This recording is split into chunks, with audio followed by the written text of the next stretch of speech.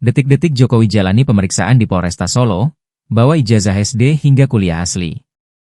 Presiden ke-7 RI Joko Widodo, Jokowi, mendatangi Mapolresta Solo, Jawa Tengah, dalam rangka pemeriksaan yang dilakukan oleh penyidik Polda Metro Jaya soal dugaan ijazah palsu, Rabu, 23 Juli 2025. Jokowi tiba di Mapolresta Solo sekitar pukul 10.16 WIB dengan menggunakan mobil Toyota Alphard warna hitam dengan nomor polisi B1568 AZC. Ex-wali kota Solo ini hadir dengan didampingi sejumlah kuasa hukumnya. Berdasarkan pantauan tribunsolo.com, Jokowi hadir dengan mengenakan setelan khasnya, kemeja putih polos panjang dan celana hitam. Setidaknya ada 5 pengacara yang mendampingi Jokowi dalam pemeriksaan kali ini, termasuk Yakub Hasibuan.